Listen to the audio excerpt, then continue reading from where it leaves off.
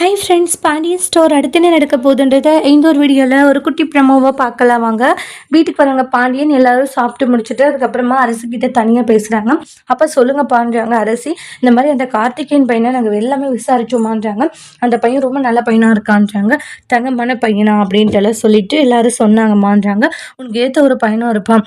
என்னம்மா உனக்கும் கல்யாணத்தை பற்றி நாங்கள் பேசிட்டுமான்றாங்க. அப்பா உங்களுடைய விருப்பம் நான் சொல்லிட்டேன்லப்பான்றாங்க.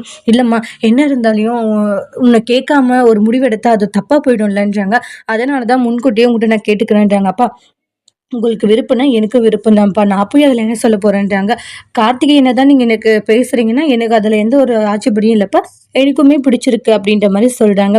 ரொம்ப சந்தோஷமா அரசின்றாங்க. ஏன்னா நீ என்ன சொல்லுவியோன்ட்டு நான் மனசுல ஒரு மாதிரி ஏன்னா பதட்டத்தோட தான் இருந்தேன். ஆனா இன்னைக்கு நீ சொன்ன விஷயம் எனக்கு அவ்வளோ சந்தோஷமா போயிடுச்சுமான்றாங்க.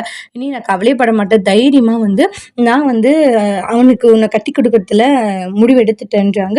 இது விஷயமா வீட்டில் எல்லாருக்கிட்டையும் நான் பேசிடலான்னு இருக்கேன்றாங்க. சரிங்கப்பா அப்படின்ற மாதிரி சொல்றாங்க. அப்புறம் கோமதி எல்லாருமே வீட்டில் இருக்கவங்களை கூப்பிடுவாங்க. என்ன விஷயங்கன்றாங்க. நான் அரசிக்கு கல்யாணம் பண்ணலான்னு இருக்கேன்றாங்க. ஏங்க என்னங்கன்றாங்க. அரசிக்கு எல்லாம் விருப்பம், அரசியோட விருப்பத்தை கேட்டுதான் நான் எல்லாம் பார்த்துருக்கேன்றாங்க.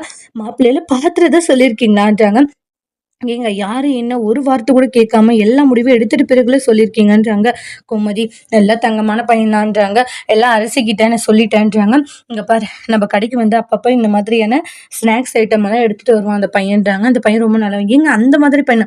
இங்க பாரு தங்கமான பையனை விசாரிச்ச வரைக்கும் அவன் ரொம்ப தங்கமான பையன்ட்டு எல்லா விஷயத்தையும் சொல்றாங்க. கார்த்திகேயனுடைய குடும்பம் ரொம்ப ஏழப்பட்ட குடும்பம் தான், நம்மளுடைய குடும்பம் மாதிரி தான். ஆனா அந்த பையன் ரொம்பவே நல்லா வளர்த்திருக்காங்க. அவ்வளோ ஒரு நல்ல குணமான ஒரு பையன். ஆளுங்களுக்கு மரியாதை கொடுக்க வேண்டியவன் அப்படின்ட்டு எல்லாம் அந்த பையனை பத்தி சொல்லிட்டு இருக்காங்க. நீ என்ன சொல்ற கோமதி ரோனி, உங்களோட விருப்பம்னா எனக்கும் விருப்பம் தாங்க அப்படின்ற மாதிரி சொல்றாங்க. அதோட இந்த பிரமும் முடிச்சிருக்காங்க. தேங்க்யூ.